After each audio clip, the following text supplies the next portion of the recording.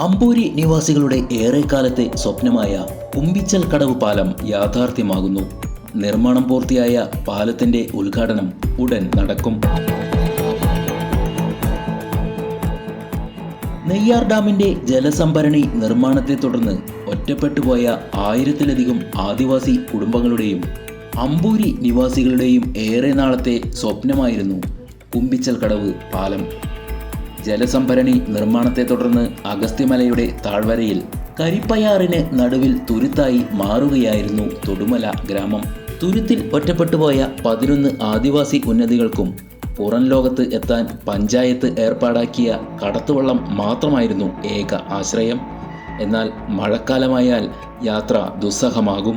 അടിയന്തര സാഹചര്യങ്ങൾക്ക് പോലും വള്ളത്തിനു വേണ്ടി കാത്തിരിക്കേണ്ടി വരുന്ന കുടുംബങ്ങളുടെ അവസ്ഥ പരിതാപകരമായിരുന്നു.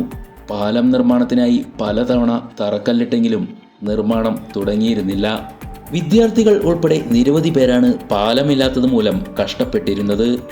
കാരിക്കുഴി, ചാക്കപ്പാറ, ശങ്കുംകോണം, കൈപ്പൻപ്ലാവല, തൊടുമല, തെന്മല, കുന്നത്തുമല തുടങ്ങി 11 ആദിവാസി ഉന്നതികളിൽ താമസിക്കുന്ന 1000-ലധികം കുടുംബങ്ങളുടെയും അമ്പൂരി നിവാസികളുടെയും ഏറെ നാളത്തെ സ്വപ്നമാണ് കുമ്പിച്ചൽ കടവ് പാലം യാഥാർത്ഥ്യമാകുന്നതോടെ സഫലമാകുന്നത്.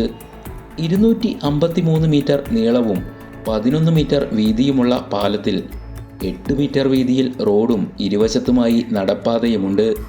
അമ്പൂരി പ്രദേശത്തിൻ്റെ ടൂറിസം സാധ്യതകൾ മുൻനിർത്തി ഭൂനിരപ്പിൽ നിന്ന് 12 മീറ്റർ ഉയരത്തിൽ നിർമ്മിക്കുന്ന പാലത്തിനടിയിലൂടെ നെയ്യാർ ഡാമിൽ നിന്ന് വിനോദസഞ്ചാരികളുമായി വരുന്ന ബോട്ടിന് കടന്നുപോകുന്നതിനുള്ള സൗകര്യവും ഒരുക്കിയിട്ടുണ്ട്.